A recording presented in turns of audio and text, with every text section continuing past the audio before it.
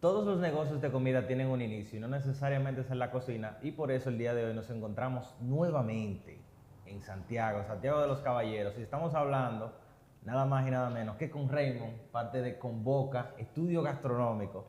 Y vamos a hablar un poco de este proyecto, de esta iniciativa y en qué consiste. Raymond, primero que nada, gracias por recibirme. Gracias a Gracias por ustedes. abrirme la puerta de tu negocio. Gracias a ustedes por el acercamiento también. Cuéntame de Convoca. Tiene 10 años en el mercado, pero cuéntame cómo se da ese proceso, cómo inicia. Ok, nosotros somos mi esposa y yo. Nosotros desde que estudiábamos en la universidad, como estudiamos administración hotelera juntos, teníamos como esa afinidad por la comida. Varios años trabajé en restaurantes, en otro negocio de catering, y llegó un punto en donde decidimos como independizarnos y a la par yo daba clases en la universidad. Ahí comenzamos a hacer comida desde la casa, hacíamos comida solamente por temporadas, que si el Día de las Madres, que si Navidad, y se comenzó a poner grande el asunto. Llegó un día que hicimos un evento de 750 personas en un apartamento. 750 personas en un apartamento. Sí.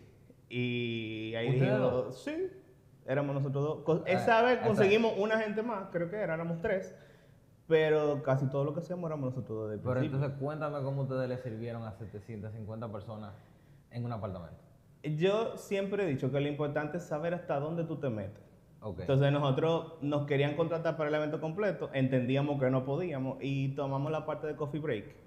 Entonces hicimos el coffee break, diseñamos un menú, no recuerdo cuál era, pero sí recuerdo que era algo que podíamos manejar, que incluso habían cosas que podíamos hacer previamente, que no necesitaban refrigeración, y ahí lo manejamos y logramos hacer ese servicio por 750. Yo en ese momento, mi almacén era el supermercado, yo vivía cerca del súper, entonces yo lo que hacía era, encargaba, qué sé yo, lo embutido el día antes, lo dejaba ahí, lo recogía en la mañana, ese tipo de cosas para manejar un poquito también la cadena de frío y mantener la calidad siempre. Wow. Y entonces empezaste, esos fueron tus primeros pasos. Sí. Los siguientes pasos, ¿cuáles fueron? Decidimos entonces abrir una cocina, que es aquí donde estamos. Aquí tenemos aproximadamente 8 años. Y nosotros, a la par de los eventos, pues comenzamos a hacer lo que nosotros denominamos unos talleres de cocina, que nuestros clientes terminaron llamando terapias culinarias. ¿Por qué terapia culinaria? Porque la gente decía que se venía a relajar, que venía a tomarlo chill, que venía a desconectar del día. Y así mismo le pusimos de nombre. Terminaron siendo unas experiencias que nosotros diseñábamos, que trabajábamos mensual. Entonces siempre teníamos como esa conexión con la gente y a la par hacíamos los eventos. Igual con los eventos comenzamos pequeños, hacíamos eventos de 100, 200, hasta que, no sé, un día llegaba un reto. Yo nunca he sabido decir que no. Yo siempre le busco la vuelta. Yo desde que tenía un trabajo, tú sabes esta cosa, claro, yo sé.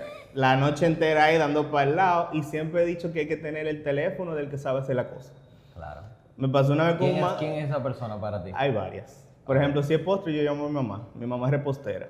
Entonces me pasó una vez con un majarete y yo dije, claro, yo tengo la vida entera haciendo majarete. La noche, mami, entonces tú le echas qué, ok, y tú lo mueves así. Al otro día llegué como que yo sabía hacer majarete la vida entera. Pero ahí hay es un poco arriesgado, porque si bien te están dando las indicaciones, a la hora de tú ejecutar, puede que no te quede, porque si tú no lo has hecho nunca, ¿cómo sucede eso? Mira, yo siempre digo cuando doy clases que tú tienes que saber aprender a leer recetas, no a aprenderte recetas de botella. Porque cuando tú lees una receta, tú sabes si va a dar. Por los ingredientes que lleva, tal vez la cantidad de no te funcionen por X o por Y, pero tú por los ingredientes puedes saber que te va a dar la receta. Ok. Si tú eres una persona que te has dedicado a verlas desde esa perspectiva. Porque hay gente que cuando estudia se aprende, no sé, hace un ratatouille, lleva tanto de esto y eso es lo que aprende. Pero no aprende que los vegetales se cocinan de esta forma, esto lleva tal cocción, este lo voy a echar primero por esto. Y no entienden el proceso de la receta. Lo que entienden es lo que dice. No la digieren, por así decirlo. No la técnica detrás. No buscan esa técnica. Entonces, yo siempre he visto eso y busco la forma de creativamente resolver. Por eso yo nunca he dicho que no. Me han llegado eventos que yo no sé cómo lo voy a hacer. Pero no te ha llegado, tú nunca dices que no, pero nunca te ha llegado un evento que tú dices, yo debí decir que no. Sí, Ajá. pero me pasa más por el cliente más que por el evento. Ajá. Porque hay clientes, como aquí decimos que los clientes son divertidos, cuando son los clientes que son retadores. Entonces le buscamos la diversión porque no hay más nada. No te sé la palabra. Retadores, divertidos, no difíciles, No. complicados. Los clientes son un reto y nos ayudan a que sea divertido. Porque si no, estuviéramos aburridos aquí haciendo lo mismo todos los días como máquina. Entonces, hay clientes que tú quisieras decirle que no, pero no se lo dice tal vez por ser polite o lo que sea. Y esos son los clientes que a veces te llevan a hacer tal vez más de lo que tú quisieras en un evento. Pero hay otro que tú lo haces y te diviertes. Porque yo hice una boda una vez y nosotros estábamos ayudando en el bar, estábamos limpiando, estábamos barriendo, felices. No te puedo explicar porque a veces la vibra del evento te ayuda a que tú te como que, ay sí, vamos a hacer esto porque esta gente son chéveres. Yo siempre he dicho como que también esa conexión hay que lograrla con la gente. Ok. Pero entonces tú tienes 8 años aquí y son 10 años. Sí, tenemos. Los otros 2 años, ¿dónde tú manejabas En el la negocio? casa. O sea, nosotros, por ejemplo, yo recuerdo una Navidad vividamente que fue la primera. Nosotros terminamos de cocinar a las 9:30 de la noche, súper arrollados, inexpertos. Entregábamos pedidos 7 de la noche, 8 de la noche, porque es esa hora que la gente la quería. Terminamos llegando a la cena familiar como a las 10:30. Todo el mundo esperando para cenar. No habíamos fregado. Entonces, en la cocina donde vivíamos, ¿sabes? Tenía una puerta. Y yo le decía a mi esposa, no te apures, mira, la puerta está cerrada, todo está limpio. Al otro día me levanté, di mi fregado navideño y todo tranquilo. Pero duramos 2 años en esa vuelta. O sea, habían eventos grandes, yo le decía lo mismo siempre. Cerraba la puerta, todo está limpio. Pero había que fajarse, limpiar, fregar. Nosotros lo hacemos todo entre los dos. Ok. Y todavía los primeros 5 años cuando estábamos aquí, mi esposa era la que hacía el servicio al cliente. Y eso era 11 de la noche, 12 de la noche hablando con gente, porque ella también trabaja. Ok. Y entonces entre esas dos cosas, ahí duramos, los primeros 5 años duramos en ese va y viene. Nítido. Llegaste aquí, ¿cómo empiezas a captar clientes? ¿Boca a boca? ¿Tú empiezas a publicitarte? El boca a boca nos ayudó mucho al principio y las terapias era como nuestro producto pequeño, donde la gente nos conocía. Como venía siempre gente diferente, conectábamos con ellos, teníamos una conversación más cercana. Yo incluso lo mismo que yo uso para cocinar en la cocina era lo que usaba en las clases, la misma calidad de producto. Okay. Entonces la gente comenzaba a ver eso y decía, mira, por aquí se puede pedir, aquí se puede comer.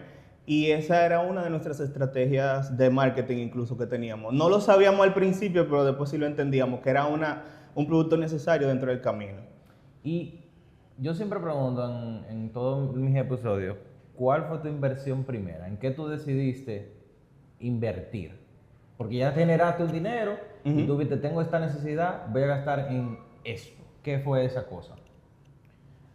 No fue al principio, fue como a los 4 años. Ajá. Nosotros entendíamos que teníamos un producto bueno, pero que no lo estábamos comunicando de la forma adecuada. Okay. Entonces hicimos una inversión con unas personas de marketing, nos ayudaron a hacer rebranding, que es esta marca que pueden ver hoy.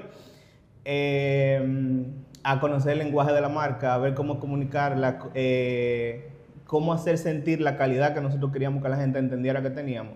Y eso nos ayudó muchísimo a que la gente genuinamente nos comprendiera y nos comprara. Okay. Y nosotros pudiéramos conectar más con la gente, porque nosotros al principio estábamos muy enfocados en vez de la comida. En vender la comida en vez del producto, pero no estábamos buscando cuál era la necesidad que tenía el cliente y se la estábamos supliendo. Y los clientes de nosotros lo que quieren es quedar bien, ser los mejores anfitriones con, claro, con sus invitados. Claro. Y eso es lo que nosotros buscamos, lograr eso. Y ojo, ese es uno de los retos, para usar tu palabra, que el sector gastronómico tiene en demasía. El no saber comunicar quizás lo que yo ofrezco, lo que yo vendo. Para eso nosotros tenemos un servicio, una publicitaria, una productora de contenido que ayuda a las personas a poder exponer ese tipo de contenido y ese tipo de propuestas. Sí, sí. ¿Cuánto tú invertiste en ese rebranding? La inicial fueron como unos $3,000 y después de ahí seguimos con mentoría como por 3 años más. Déjame pararte ahí. Porque la gente se asusta cuando ve ese tipo de precios y no entiende lo que hay detrás. ¿Qué había detrás de esa inversión? De esa inversión había el branding completo de la marca, que sí, la tipografía, que el feeling de la marca, las voces que tiene la marca. Nosotros somos creativos y detallistas, pero también somos profesionales. ¿Y eso tú lo sabías antes de No, no, no. O sea, que hubo un proceso también de conocer tu marca. Y conocerme a mí y a mi esposa, que somos los que le inyectamos a la marca la personalidad. Porque si fuera yo solo, tú me haces hacemos ahora una conversación y tú dices, mira, este tigre es medio creativo, tiene esto, pero somos dos. Hay que juntar la personalidad de los dos. Porque aunque yo soy detallista, mi esposa es más todavía. Entonces, fue como un proceso. En esa primera etapa duramos creo que como 3, 4 meses. En lo que conocemos, vemos cómo es, hicimos un par de encuestas con la gente a ver qué ellos decían de nosotros. Incluso hace como 1 año y medio terminamos de hacer la parte del lenguaje de la marca. Porque te digo, ha sido un proceso como de 5 años. O sea, que si usted lo divide $3,000 entre 5 años... Sí. Está bien. Y ya lo otro ha sido como de mantenimiento, que yo te pudiera decir que llegamos como a 5. Pero ha sido en los 5 años. Y lo último ya fue como el lenguaje, que es lo que usamos incluso en la oficina. O sea, como hablamos con la gente por WhatsApp, como nos comunicamos por Instagram, es el mismo lenguaje. Y tiene el mismo feeling. Incluso llegamos más allá y estamos usando inteligencia artificial y tenemos un GPT programado solamente con el lenguaje de la marca. Que no importa cómo el colaborador llegue, que a veces tú sabes uno llega con la cabeza un poco cruzada y está un poco automático. Si ella está así, mira, lo pasa por ahí, lo que tú le vas a decir al cliente, eso te lo pasa a organizar con el lenguaje de la marca. Pero es porque logramos conocerla, logramos tener incluso los insumos para poder hacerlo, porque por más que yo lo conozca, si no tengo un documento que me lo diga, pues tampoco lo iba a lograr.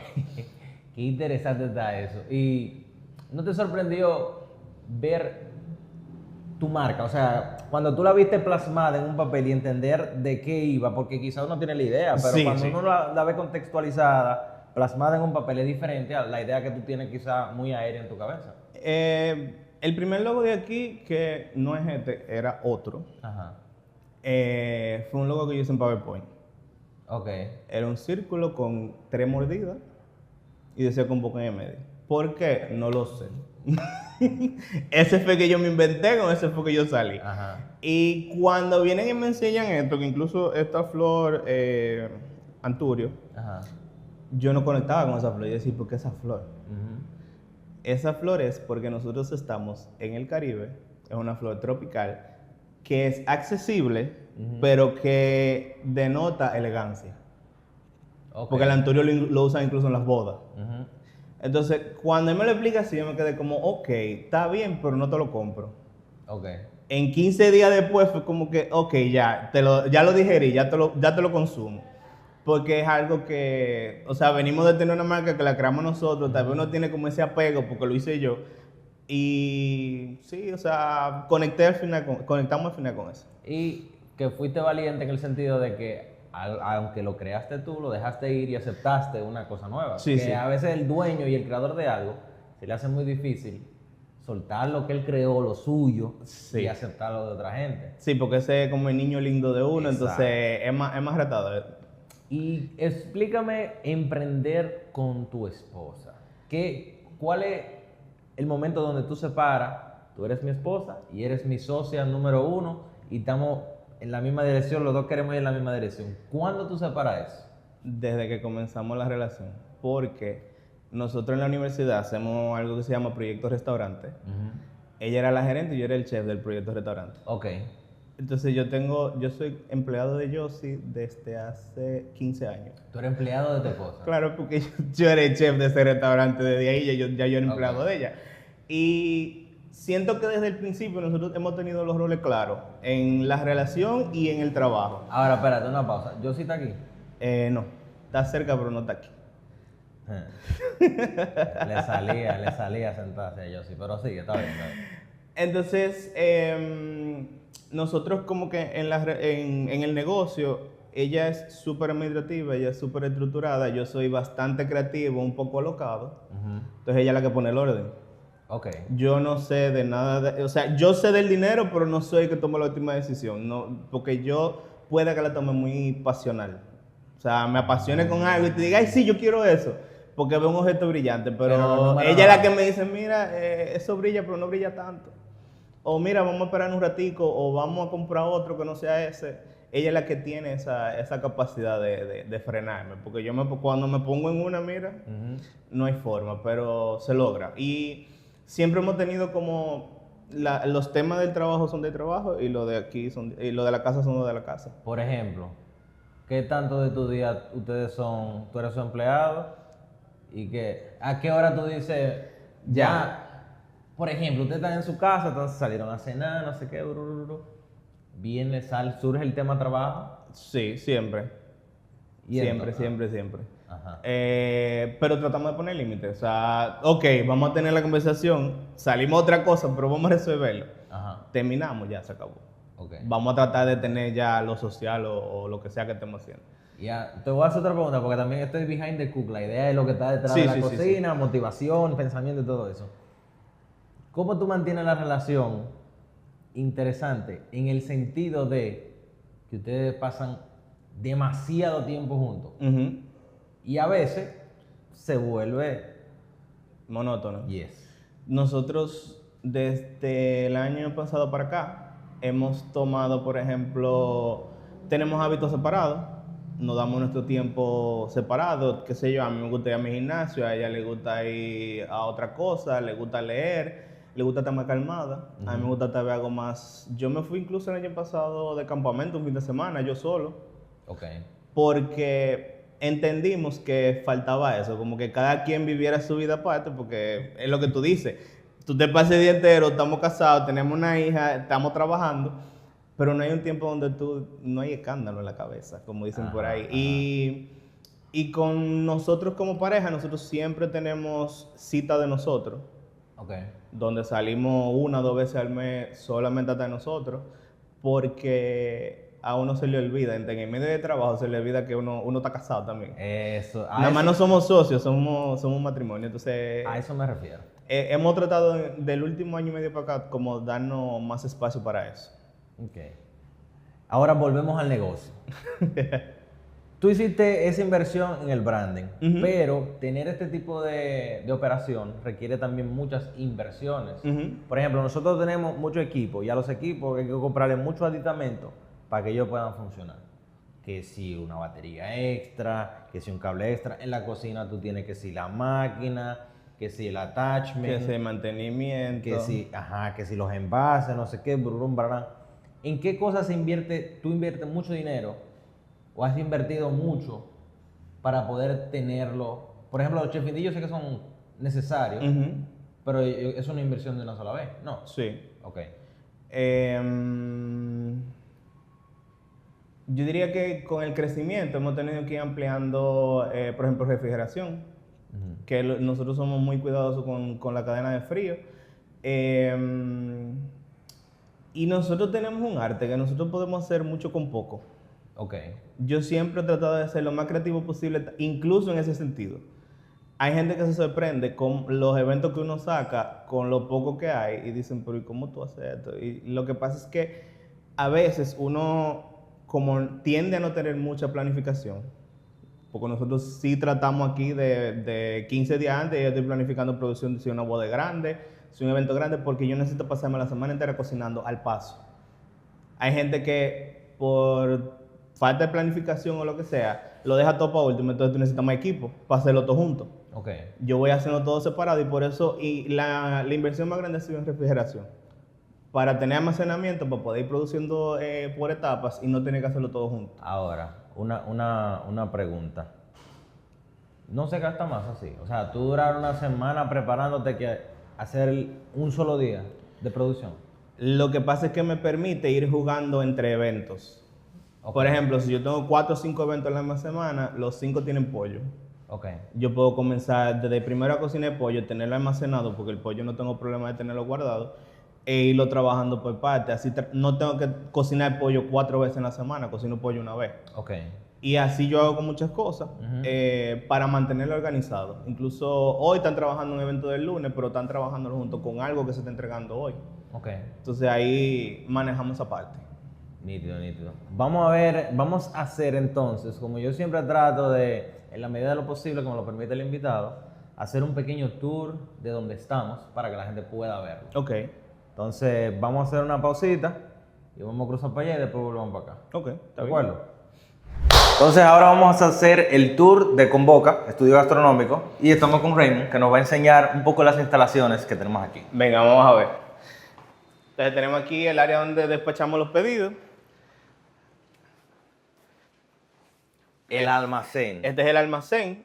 Nosotros trabajamos con inventario bastante reducido porque como trabajamos por pedido, pues todo se pide para el evento. Ok. Pero siempre tenemos como lo básico de cosas que salen rápido, lo que sea. ¿En inicio tú alquilabas los chefing dish o tú...? Si yo al principio el 80% lo alquilaba o el 90%. ¿Y cuándo te diste cuenta que dijiste, pero lo que yo estoy alquilando yo debería comprarlo mejor? Cuando yo tuve el espacio para guardarlo. Ah, ya. Porque con las piezas hay un tema que es la gestión de que no se te pierdan. Entonces, con eso siempre ha sido un reto. Nosotros nos mantenemos como muy cuidadosos también. Y ya cuando los eventos son muy grandes, yo prefiero alquilarlo todo. Ok. Para que se quede todo con el alquiler que está en la boda o en el evento. Excelente. Y ahora estamos en la oficina. Háblame de las estrellas, háblame del calendario, porque lo vi de una vez de que entré. Aquí, como yo le digo, yo soy muy creativo, entonces tratamos de que todas las reuniones o todo lo que creamos pues sea bastante vistoso. Esto fue una reunión que hicimos donde hicimos una lluvia de ideas de cosas sin presupuesto que se te pueden ocurrir para que el negocio sea mejor. Ok. Entonces, esto fue lo que quedó. Hemos ido haciendo 2 o 3. Entonces, siempre cada 2 meses tomamos una como un proyecto para ver si lo podemos lograr o cómo hacer lo que realmente quepa en el presupuesto. Déjame ver. One page, un paje de... Una página de conocernos mejor, de que los clientes nos conozcan. Ok. Nosotros de ahí ya hicimos un webinar para novias, que fue un éxito, incluso convertimos 2 clientes en ese webinar, que eran clientes que teníamos tiempo como tratando con ellos, haciéndole menú, pero no lo entendíamos, o sea, haciendo videollamadas y todo, porque nosotros somos muy detallistas y los eventos, por ejemplo, las bodas, nosotros no hacemos menú de paquete, de que el 1, el 2, el 3. Aquí te diseñamos un traje a la medida, igualito que el sastre, para que ese menú hable por ti en ese evento. Entonces, con el webinar logramos que la gente entendiera qué cosas te veran esa creencia limitante que tenía. Y al otro día uno de los clientes nos escribió con el mismo lenguaje incluso de que yo hablé en el webinar. O sea, fue como que le llegó. Sí. Y aquí está el calendario. Esto es los eventos que van surgiendo a la semana y en el mes. Fechas que tenemos bloqueadas. Por ejemplo, aquí tenemos tú tienes uno y 2. 2 días consecutivos. Sí, esos son Entonces días tú me separados. dices, pero tú duras una semana trabajando o ¿cómo tú te preparas para tener 2 eventos en un solo día? Eso no son 2. Aquí hay 1, 2, 3, 4, 5. 6. Y 6 entregas ahí hay 4. Y ahí hay 4 o 5 más. Pero es lo que te digo, nosotros combinamos factura. Por ejemplo, si tienen pastelito 3, hacemos los pastelitos de antes. Okay. O planificamos, porque nosotros tenemos inventario semanal. Planificamos si hay que subirlo o bajarlo dependiendo de la demanda que yo tenga. Yeah. Pero nosotros tenemos un mínimo de pastelitos que son 600 para tener a la semana. Ah, Y usualmente se van semanal los 600. Ah, ok. Entonces seguimos, ahora vamos a la cocina. Ok. Vamos para allá. Te vamos a la cocina. No es la típica cocina industrial. Nosotros, el espacio todavía está abierto para poder hacer las terapias, las clases que hacíamos. Pero trabajamos con equipos industriales como quiera. Okay. Tenemos un área de preparación fría que está aquí adelante. Como te digo, tenemos varias neveras y freezer para poder mantener todo guardado.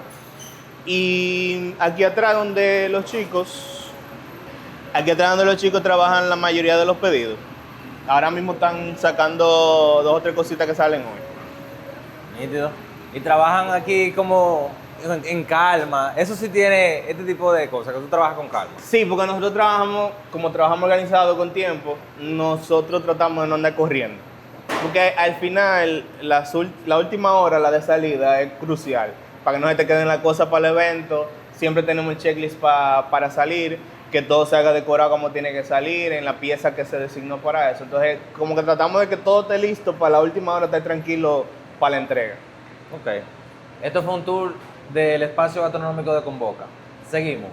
Todo lo que puede salir a veces de espacios tan pequeños que la gente muchas veces no entiende y dice, en este cuadrito, y sale que se te sienta, qué sé yo, cuánto, no sé. Nosotros hicimos una vez nos confirmaron un evento un jueves de 600 personas, bocadillo, y eran 7 variedades, 6 por 7, 46.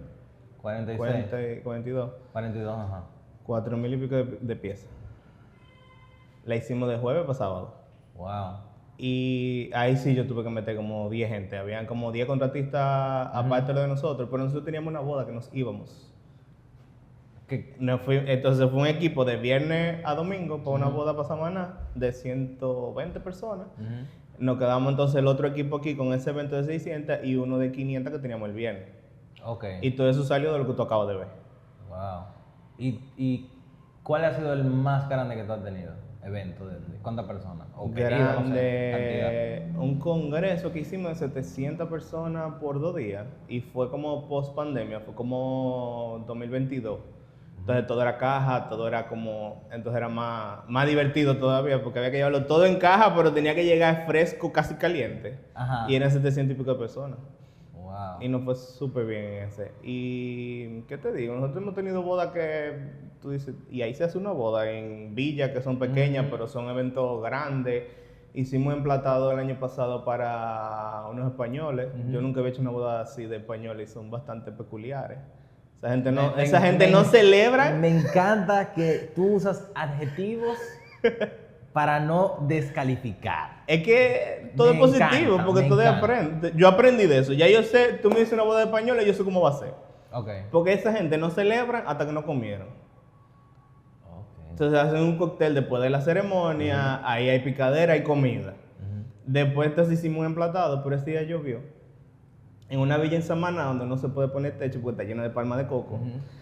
Las copas de agua estaban llenas de agua antes de la gente sentarse. Entonces se mojó todo, hubo que desbaratar la boda, montarla otra vez. Nosotros en un espacio pequeñito, esperando que dejara de llover. O sea, fue como que, ok, tenemos una hora que no va a llover, que no está lloviendo, vamos a comer ahora. Hicimos un emplatado ahí rapidísimo, de 4 tiempos, hasta con nitrógeno y postre, que así. Ya después de ahí se pasó el día entero lloviznando, pero ya eso fue problema de otra historia. Tú sabes que hay algo interesante que a mí me llama la atención porque uno trabaja este tema de las redes y el tema de comunicar visualmente. Y es como peculiar la forma en la que tú comunicas y entonces te quiero hacer la pregunta de cómo tú llegaste a hacerlo de la forma que tú lo haces. Porque es como un poco medio chistosito y como que siempre usando un poco el tema de lo que te sucede en los eventos. Ok. Creo que es un estilo muy mío. Yo siempre he tratado de pensar lo más positivo posible. Y desde el año pasado nosotros hicimos un programa que nos ayudó mucho a mejorar la mentalidad de nosotros, que lo compartimos incluso con los colaboradores. Es un programa de liderazgo que hicimos con todos. Y eso, por ejemplo, de los retos, es desde ahí. O sea, todo, no hay problema, lo que es reto, ¿qué es lo que tengo que buscar para resolver eso? Entonces, la mentalidad ha cambiado mucho de ahí y mi forma de hacer las historias es porque me gusta mucho hacer cuentos. Yo soy muy de hacer cuentos, de hacer historias. A mí me gusta mucho uno que tú dices de que si tú que sé yo cuánto no es ahí. Es una serie que estamos sacando, de ahí no es. Y el último fue el de que si el tasting de tu evento lo hacen de esta forma, ahí no es. Pero sí, básicamente de esas vivencias que uno tiene, porque el que trabaja en eventos puede escribir un libro fácil. Cualquiera que trabaje en eventos puede escribir tu libro. Y para usar un poco tu lenguaje, el tema de los retos, ¿cuál es el reto de tener un tasting y hacerle personalizado a cada cliente algo distinto? ¿Cuál es el reto de hacer eso siempre? Tú sabes que eso es lo que me gusta de mi negocio, que para mí no es un reto. Yo trabajé en restaurante, trabajé en catering, trabajé dando clases, y lo que más me gusta del catering es que todos los días son diferentes. Entonces tú no te aburres. Porque en un restaurante, yo trabajaba en una estación de pescado, tú te aprendes tu estación y eso ya no hay más nada después de ahí. Tú sabes que tienes que montar tus porciones, todas tus cosas y ya, no hay nada diferente. Nada más viene el rush del servicio y se acabó. Pero en un evento no, en un evento hoy yo puedo estar haciendo una boda en la misma villa que yo le hice el año pasado, pero el cliente es diferente, me pidió cosas diferentes o quiere que se lo sirva diferente y eso es lo que me gusta, que no trabajo lo mismo siempre. Entonces, con los clientes me gusta mucho conocerlos, porque como te decía en la oficina, a mí me gusta diseñar trajes a medida para los eventos. A mí no me gusta trabajar como de Empaquetado. paquete. Ujú. Y eso es lo que a veces algunos clientes no lo entienden y no encajan con nosotros. Y ahí es donde entra el de que tú tienes que buscar los clientes que resuenen con tu cultura. Claro. Nosotros tratamos de que si no, hacemos lo posible porque tú entiendas, pero si no lo entendimos, no lo entendimos. Ah, ¿y cómo tú comunicas eso? Eh, ¿O cómo se da ese entender que no vamos a funcionar? Por ejemplo, intentamos de todas las formas para que el menú sea de X o Y forma, porque es lo que te funcionaría para tu evento. O hay veces que es desde el principio. Nosotros, por ejemplo, tenemos un proceso diseñado que tú tienes que llenar un formulario para darme los datos básicos. O sea, que si RNC, que si tu nombre, la dirección. Y hay gente que ni siquiera quiere llenar eso. Ya, Entonces, claro. desde ahí yo digo, es que si no vamos a hacer lo más básico, no vamos a lograrlo. Ajá. Porque, por ejemplo, para una boda, el proceso comienza ahí. Después hacemos, con las bodas sí o sí, hacemos una reunión.